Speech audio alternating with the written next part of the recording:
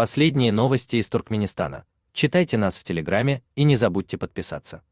В областном центре Дашогузского вилаята Туркменистана, городе с населением 275 тысяч человек, имеется всего несколько маршрутов общественного транспорта, но и они как следует не продуманы для удобства пассажиров. Несмотря на то, что за последние годы Дашогуз разросся, городских автобусов, особенно в часы пик, не хватает. Транспорт ходит нерегулярно. Горожане часто вынуждены пользоваться услугами таксистов, что сильно бьет по карману.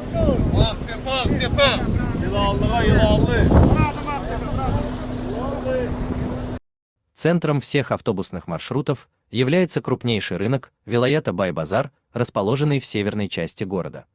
Людям, чтобы добраться, например, из микрорайона Чумный, что на востоке Дашогуза, до микрорайона Новруз, на западе города, нужно делать крюк и пересаживаться на базаре. Прямого сообщения между крупными микрорайонами нет.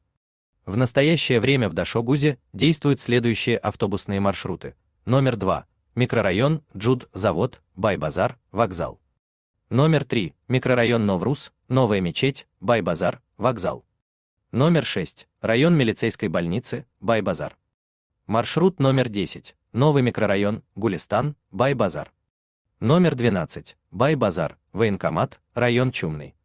13 и 14. Два маршрута, курсирующих в противоположном направлении от Бай-Базара и обратно через микрорайон Восточный, медучилище, школы 13, 2 и 3, а также номер 15, Бай-Базар, Шор-Базар.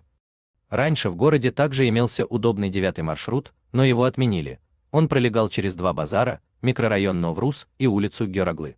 Причина отмены маршрута в том, что автобус якобы не выполнял денежный план, хотя он просуществовал всего несколько недель, и люди к нему не успели привыкнуть. Это те автобусы, что ходят по самому городу, все остальные соединяют Дашогуз с этапами.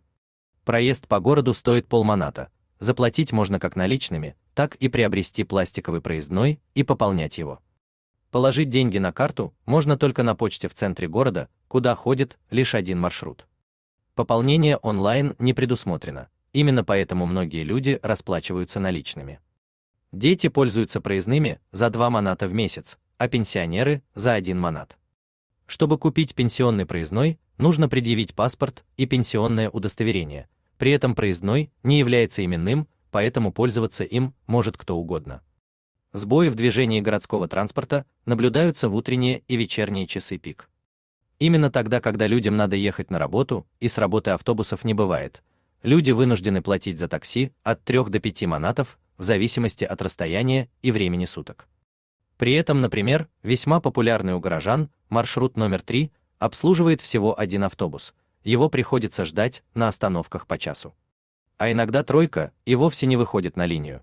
Осенью автобусы заняты транспортировкой бюджетников на хлопок, а зимой транспорт часто замерзает, так что автобус приходится отогревать газовыми горелками или разводить костер под капотом. В снег и гололед автобусы вообще не ходят. О причинах и времени подхода автобуса надо справляться у диспетчера автопарка по телефону. Также один автобус работает на маршруте номер 6, а на маршрутах 13 и 14 в период учебы школьников и студентов ходят по 3 автобуса, в летние каникулы их сокращают до 2. По городу курсируют старые зеленые автобусы Hyundai, отработавшие свое в Ашхабаде. Когда их ремонтируют, то запчасти по возможности снимают с более старых и переставляют на более новые. Если с этим ничего не выходит, то водители вынуждены покупать запчасти за свой счет.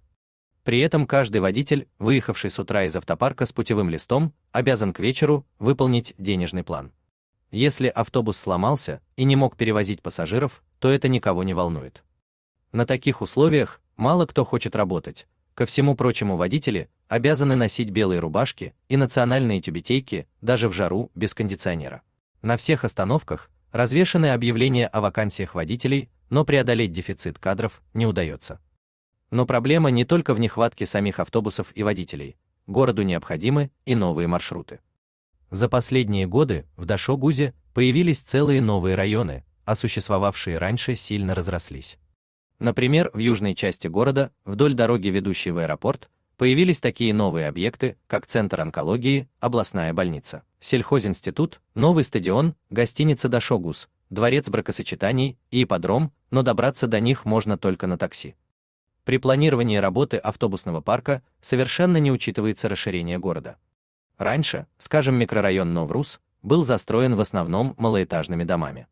Сейчас там построили большое количество многоэтажек, но обслуживает Новоселов по-прежнему единственный автобус третьего маршрута.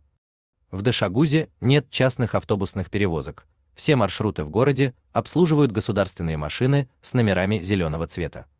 Около 10 лет назад в городе ходили маршрутки РАФ, но сейчас их нет.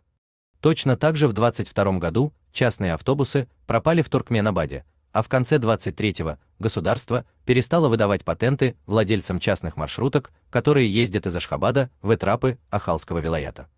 Новые автобусы, подаренные недавно Дашогузскому вилаяту президентом Сердаром Бердымухамедовым, были отправлены в Этрапы. Сельчане очень рады новому транспорту, он недорогой и очень удобный. Горожане же надеются, что и в Дашогуз наконец отправят новые автобусы, а местные власти запустят новые маршруты.